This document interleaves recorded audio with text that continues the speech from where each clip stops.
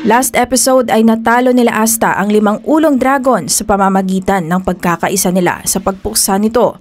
Halos inilabas nila ang kanilang special magic power para tumbahin ito, pero nagre-regenerate pa rin ang mga ulo nito. Mabuti na lang at hindi huminto si Asta sa pag-atake at ang malupit pa nito ay halos hindi ito nauubusan ng lakas kaya't agad niyang ginamit ang kanyang mga anti-magic sword para tapusin ito.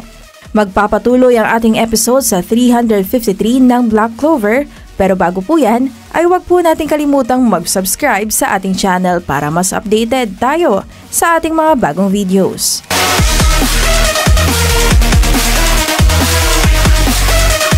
Pagkatapos nilang talunin ang 5 ulong dragon ay muling bumalik ang sikat ng araw sa buong bayan ng Land of the Sun.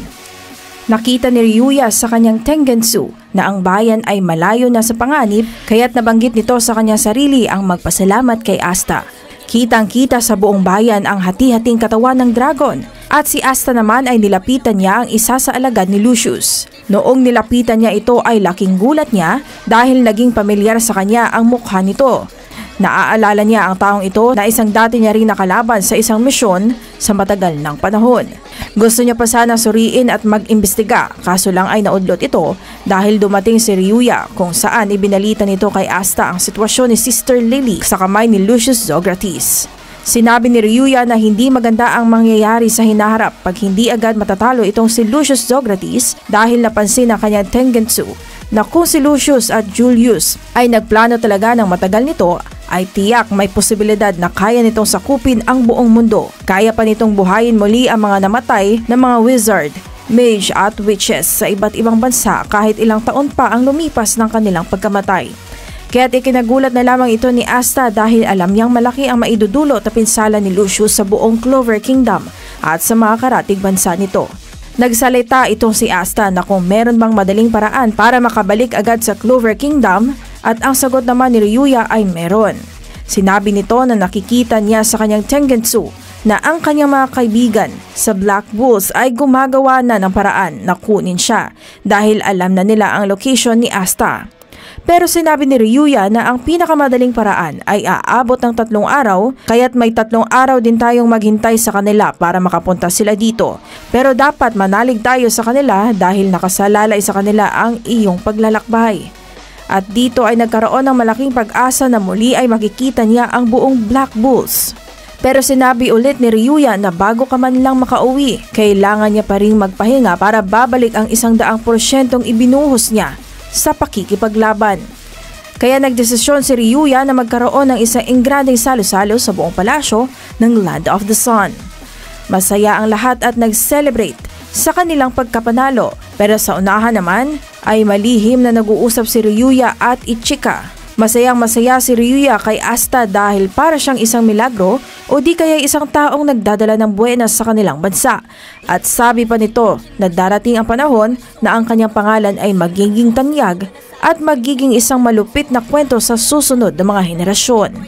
At pagkatapos ay nagsalita naman itong si Ichika tungkol sa mga kaganapang nangyari noon sa Yami Clan.